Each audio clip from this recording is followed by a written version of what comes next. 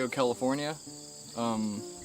About when I was 19, I decided to go to college up in the Bay Area, so around Napa Valley.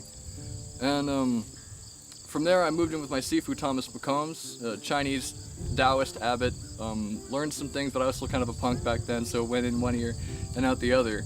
But he had a wonderful backyard and garden, and it kind of showed me that spirituality and nature and trying to bring that into kind of a harmony was of a great value to somebody who has a spiritual practice. And then I met my dad when I was 24 for the first time and decided to follow his way of life, because at that point I was using a lot of drugs and abusing alcohol, and was not working out well for me.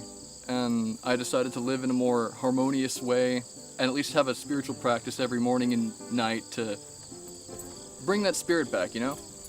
But so I had been learning under him these Lakota ceremony songs. We don't know any Arapaho elders. And so he was learning under a man named Stephen Bluehorse, and he's Lakota. We've been learning those songs and those ceremonies, and I've made that pretty much my life, is learning the songs, supporting these ceremonies. And I did that in New Mexico for a while. I had been, our host here, WWOOFing host, Damien, he and I have been working together at the ceremony in New Mexico. 1 year I met him, and then this past summer, I'd come to Damien about a lot of personal things. So I look up to him like as an elder. I look up to him as somebody that can help me out with these kind of pseudo-spiritual, metaphysical problems. And he determined that it was, I'm been straddling this fence between the popular culture, into the school, into the job, into the apartment, the roommates, and the economy and all that. And then one foot on the other side, which was a more metaphysical, more spiritual way of living, more harmonious with one's surroundings and environment. And it's hard to kind of be in both worlds at the same time. You feel like you're being stretched.